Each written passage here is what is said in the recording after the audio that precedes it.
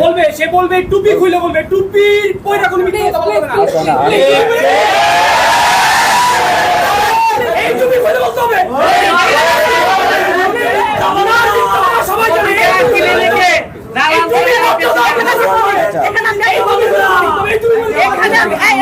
আপনাদের কথা শোনার জন্য সকাল থেকে এই পর্যন্ত ব্যবস্থা নাই। কিসের কথা?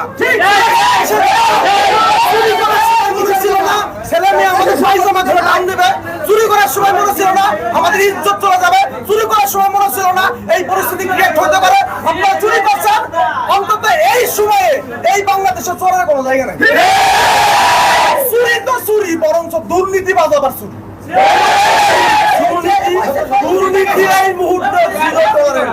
সেই প্রশ্নগুলো আপনি উত্তর দিবেন, কিন্তু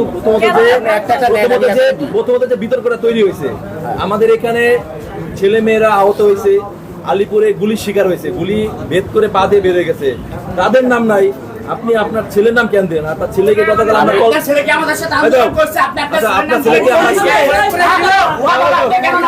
আপনার ছেলেকে আমরা গতকাল আপনার ছেলেকে গতকাল কল দিছি আমি, কল আপনার ছেলেকে গতকাল কল দেওয়া হয়েছে। আমি বলি গতকাল কল দেওয়া হয়েছে, সে বলে যে সে থাকে ঢাকায়, বাড়ি ফরিদপুর, আন্দোলন করছে ভাঙাতে 4 তারিখে। ভাঙাতে 4 তারিখ কোনো আন্দোলন হয় না কিন্তু। আর হ্যাঁ, সে বলছে যে তার বাবা এনজিওতে চাকরি করে। পরবর্তীতে আমরা সত্যতা পেলাম যে এটা আপনার ছেলে। আপনার ছেলে কেন এই লিস্টে আসলো? আমি একটু কথা বলি, আপনি এটা বলেন, স্পেসিফিক বলেন। আমার ছেলে 4 তারিখে ঢাকা শাহবাগে ওই বন্ধুদের সাথে গেছে, সেখানে সে দৌড় দিকে পড়িয়ে গেছে, পুলিশে 2-3টা বাড়ি দিয়েছে। বাড়ি দেওয়ার পর সে উঠছে, চলে আসছে, শোনেন, চলে আসার পর সে বাসায় এসে ওষুধপত্র নিজে নিজে খাইছে, কারণ ডাক্তারের কাছে যায় নাই। পরদিন সকালে আমার এখানে আসছে, আমার এখানে এসেও খোরাই হাঁটে, সে বলে না যে কি হয়েছে। পরে এক পর্যায়ে আমি জিজ্ঞেস করছি কি হয়েছে, তখন বলে আব্বা এই হয়েছে, কিন্তু আপনি চাকরি করেন দিকে আমি এটা বলি নাই। পরে আমি একটা রেকর্ড রাখার জন্য সদর হাসপাতালে শুধুমাত্র নামটা তোলা হয়েছে। দেখেন তারা লিস্ট পাঠাইছে, সেই লিস্টের মধ্যে আমার ছেলের নাম নাই। আমাদের নাম শুনুন, আমরা তো আহত হয়েছি, আমাদের নাম শুনুন। আমি আর যাই তুমি সেটা বলি সাইলেন্ট প্লিজ। আমি কাই দিবি সেটা বলি, এত ওয়ার হিসাবে এখন আমি বলি আমার প্রশ্নের উত্তর দেন। এত ওয়ার হিসাবে আপনার ছেলে এই প্লিজ সাইলেন্ট প্লিজ। আপনি এটা বলতে পারবেন না, আমি জানি, আমি হাতে হাতে টিপেন করেছি, অসুবিধা নাই। আপনি গণেশ কুমারকে ডাক দেন, আপনি গণেশ কুমারকে ডাক দেন, এখন আপনি ডাক দেন, তাছাড়া কথা বলাই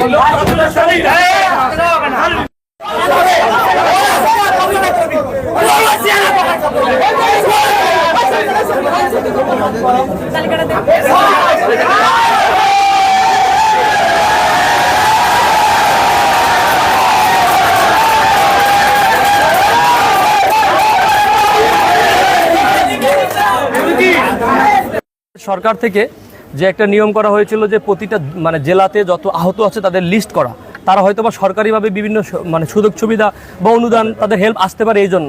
তো আমরা এখানে দেখতে পারলাম যে ওই লিস্টে এখানে যিনি সিভিল সার্জন আছেন তার নিজের ছেলের নাম দেয়া। তাকে আমরা ফোন দিলাম, সে বললো যে আমি ভাঙায় আহত হয়েছি। আর তাকে যখন আমরা সিভিল সার্জনকে আমরা জিজ্ঞেস করলাম, সে বললো যে শাহবাগে। তা আমরা তাদেরকে কোশ্চেন করেছিলাম যে শাহবাগের কোনো ভাঙা থানা বলতে কিছু নাই। তো ব্যাপারটা হচ্ছে কি, এইটা ওই এই নামটা আমাদের ধারণা নাম মানে আপনার মন গড়া দেয়া। এছাড়াও এই 90-96 জন নামের ভিতরে প্রায় 20 থেকে 21 জনের আমরা নাম পাইছি যাদের শুধুমাত্র নাম আর বয়স দেয়া, কোনো ঠিকানা দেয়া নাই। এখন আমি স্পেসিফিকলি কারো শুধুমাত্র নামটা পাইলাম, তাহলে আমি ঠিকানা কিভাবে মানে জানি না, আর বাকিদের দেয়া আছে। তো আমাদের ধারণা এই 20-22 জনের জন্য যে সরকারি সুবিধা আসবে এইটা হয়তো